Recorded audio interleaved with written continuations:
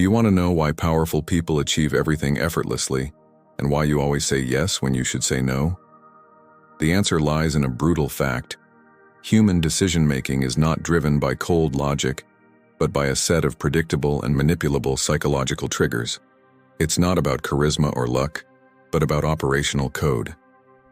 The fabric of social reality is shaped by forces that operate subtly below the level of your consciousness, constituting a true social control technology. I will expose the 10 darkest tactics that move and control the masses, both in high-pressure corporate environments and in intimate spheres. You are being targeted and used by them right now, and failure to recognize them compromises your judgment. 7 Corpure does not limit itself to analyzing Machiavelli's philosophy. We map the intersection with modern social psychology, delivering the engine that drives the power game and the levers of consent. Our non-negotiable goal is not to foster abuse, but to equip you with the knowledge necessary for defense. You need to master the Invulnerable Mind Protocol. By the end, you will possess the deepened tactical knowledge of the system, self-protection as an immovable shield against coercive persuasion tactics, and the clarity for an ethical and strategic application of your leadership. These are the 10 operational codes: scarcity, intermittent reinforcement, framing, authority, consistency, contrast, narrative, isolation, gradual erosion, and mirroring. Think of that relationship where stability is exchanged for peaks of anxiety, or that last spot offer that miraculously reappears. All of this is a control technology designed to deactivate your rational thought in favor of instinctive reactions. Tactic 1. The code of perceived scarcity. The perceived scarcity is not based on the intrinsic value of something, but on the manufactured threat of exclusion. Its function is to force the target to exponentially value what is limited in time, quantity, or exclusive access, directly activating the loss aversion bias. Neuroscientifically, the pain of losing a resource or opportunity is processed in the brain with twice the intensity of the pleasure of an equivalent gain, and scarcity triggers cortisol and adrenaline, replacing rational deliberation with the instinctive act or lose reaction. In digital marketing, this manifests in fake competition notifications or offers with countdown timers lacking factual basis. In power environments, scarcity becomes the scarcity of access, exclusive communities, or gated content, which increases the desire for what is being actively withheld. The mechanism of psychological reactance is activated. When the freedom of choice is threatened, the desire for the item or access increases exponentially. The detection codes are illogical time pressure, offers that miraculously reappear after the deadline, and a growing anxiety that demands an immediate decision, raising the perceived cost of inaction above the cost of purchase. The defense protocol is immediate cooling, shifting the focus from fear to real utility. X, a digital product launch with a 7-day window before the price doubles, but the same offer and timer mysteriously reset and return 1 month later, proving the scarcity was manufactured. Tactic 2. The code of intermittent reinforcement. Next, intermittent reinforcement creates the anticipation addiction based on Skinner's variable ratio schedules principle. This is the application of unpredictable reward patterns, where the individual is kept in a state of perpetual anxiety, awaiting the next peak of gratification that has no set time to arrive. The addiction does not lie in the reward itself, but in the search for the reward. Unpredictability elevates dopamine levels to higher peaks than consistent reward, trapping the brain in a search loop highly resistant to extinction. The hot and cold pattern in interpersonal relationships or leadership, sporadic praise after long periods of cold criticism, is the reinforcement that justifies the suffering of waiting and abuse. In digital strategy, this manifests on platforms that release random rewards or in loyalty programs that occasionally surprise the customer, generating loyalty based on hope, not consistent satisfaction. To defend yourself, you must establish a limit of predictability and consistency, identifying the minimum acceptable reward rate. If the pattern is unstable and the emotional cost is high, the protocol demands immediate abandonment, as your peace is a non-renewable resource. X. A boss who ignores an employee's consistent excellence for weeks, then gives a sudden, extravagant compliment and a minor bonus only when a major high-stakes project is at risk, justifying the employee's prior suffering. Tactic 3. The code of framing, enquadramento. The third tactic is framing, which controls the filter through which you perceive reality. The frame is the linguistic and contextual mold that decides what is visible and what is ignored, manipulating prospect theory. The manipulator presents information within a specific context to guide your judgment by the linguistic anchor given first. He decides, for example, whether you will use attribute framing, 80% fat-free, or goal framing, focusing on the losses of not acting. Abuse manifests in the active concealment of data that contradicts the frame or the exclusive focus on loss or gain while ignoring the totality of costs and risks. An annual cost of $3,650 becomes acceptable when framed as only $10 a day, changing the anchor from a high value to an insignificant daily value. The counterattack requires you to actively invert the frame and ask yourself what the worst and best perspectives would be if the mold were inverted, demanding that the cost always be presented at its total and real value. X. Selling a high-ticket course by framing the price not as the total $1,997, but as the cost of one coffee per week, only $5 to master passive income, anchoring the perceived cost to a negligible daily expense. Tactic 4. The code of symbolic authority. The symbolic authority is the fourth code, disarming critical thinking through the authority bias.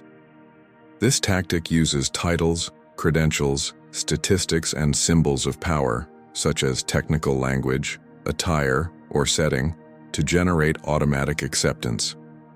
The human mind is conditioned to trust those who appear to have superior knowledge, an instinctive social deference. The manipulator exploits both positional authority, based on formal power, and expert authority, based on knowledge. Abuse lies in the use of borrowed or irrelevant authority, citing a statistic from 9 out of 10 experts without naming them, or a consultant who uses complex vocabulary to intimidate and avoid questioning. Abuse reveals itself when the symbol is used to avoid debate, not to substantiate it. The defense protocol requires you to separate the message from the messenger and question the level of relevance of the credential in the specific context. Demand the primary evidence regardless of who presents it. X. An anonymous YouTube investment channel uses stock footage of a sleek office, expensive suits, and cites vague proprietary Wall Street algorithms to promote a dubious investment strategy leveraging symbols of financial expertise without providing verifiable credentials or data sources. Tactic 5. The code of consistency and commitment. The consistency and commitment creates the yes trap by exploiting ego inertia. The tactic relies on obtaining small yeses, micro-commitments, to force the acceptance of a subsequent larger request based on the commitment escalation bias. The manipulator uses the foot-in-the-door technique. Once you make a small move, your brain justifies that move through a change in your self-perception. I am the kind of person who helps, supports, invests in this, making the next step logical. This is visible in extra tasks at work that escalate into a second unpaid job, or in purchasing processes where the customer takes a free trial. Yes A provides data, yes B, and only then is the high-value purchase request made. The escalation becomes dangerous when commitments are public, as the pressure to maintain the public image of consistency becomes stronger than the sense of autonomy. The defense protocol requires you to check the zero origin of each request, evaluating it in isolation. Do not submit to the pressure of being seen as inconsistent. Your autonomy is the supreme value. X. A sales funnel asks a customer to sign up for a free newsletter, small yes, then a free 3-part video series, medium yes, and finally presents the high-price course purchase as the logical next step in their now established commitment to success and self-improvement. Tactic 6. The code of intentional contrast. The intentional contrast uses the anchoring effect to distort your judgment of value. It consists of presenting items in quick succession to artificially alter the perception of the second. By anchoring the target's mind to an extreme point, usually a high value or an undesirable option, the real item the manipulator wants to impose seems reasonable in comparison. The door-in-the-face tactic exploits this, where the manipulator makes a gigantic request that will be denied, the anchor, and then makes the real, much smaller request. The brain processes the second request not only as smaller but as a concession from the manipulator, activating the norm of reciprocity.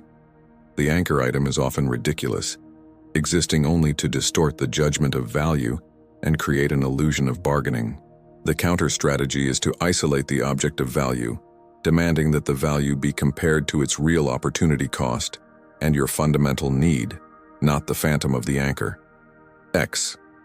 A negotiator demands an outrageous 70-30 revenue split, the anchor, knowing it will be rejected only to concede and ask for the actual target of 55-45, which then feels like a generous compromise rather than the manipulator's original intended goal. Tactic 7. The code of narrative construction. The narrative construction is the justifying myth, the Trojan horse that inserts agendas into the mind. Stories simplify complex reality, evoke primary emotions, pity, anger, heroism, and justify actions, concealing cold facts and responsibilities. The human brain is more receptive to narrative structure, problem, struggle, resolution, than to data analysis, which leads to the release of oxytocin, the empathy hormone, that deactivates the critical faculty. The story of the suffering entrepreneur is used to divert attention from exorbitant prices or poor ethical conduct. In politics or blackmail relationships, the narrative is used to shift the focus to suffering or blame. Manipulation is proven when the story is the only evidence presented, or when the plot is excessively Manichaean, hero versus villain.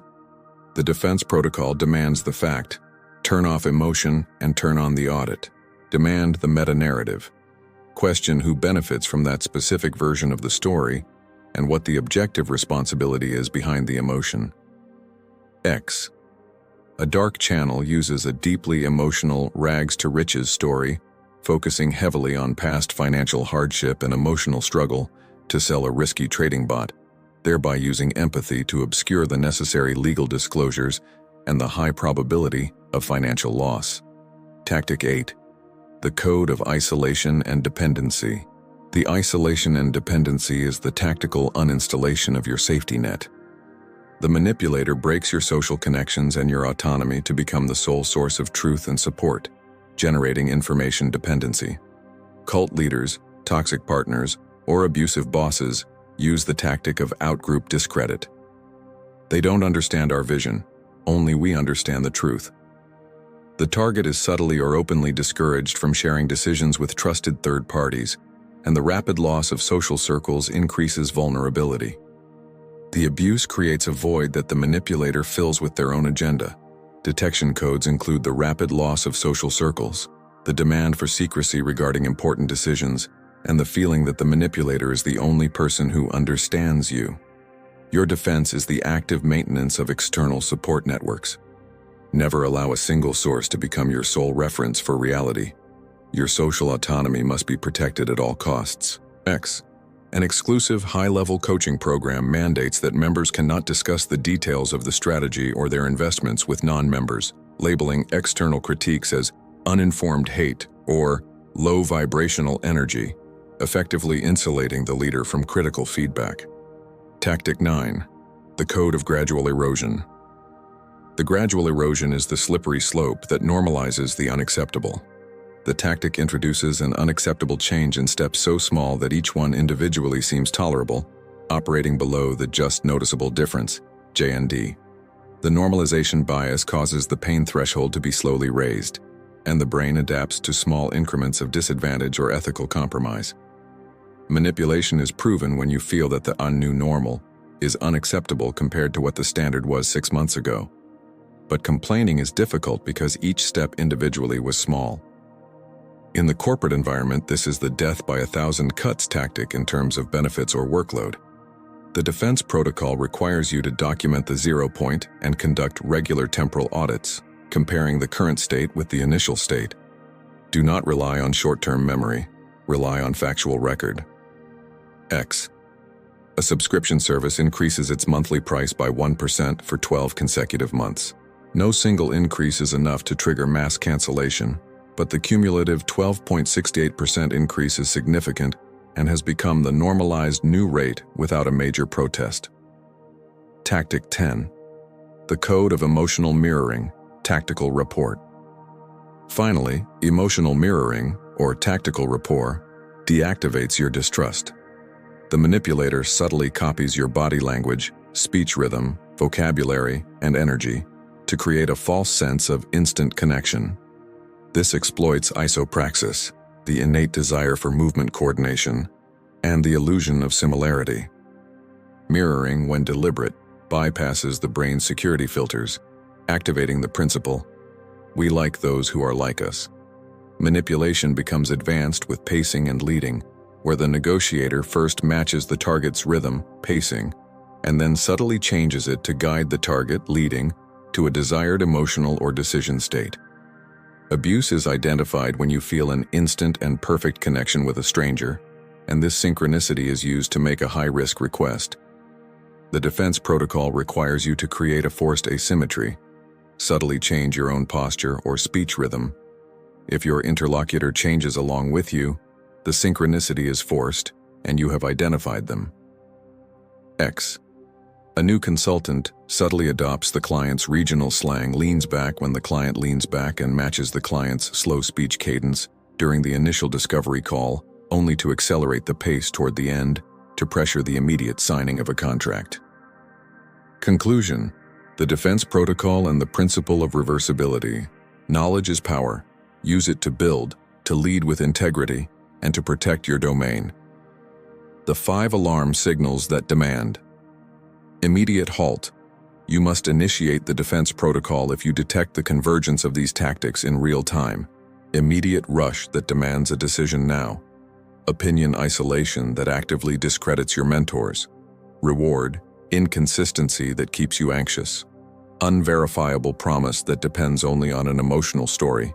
And incremental change that is eroding your standard.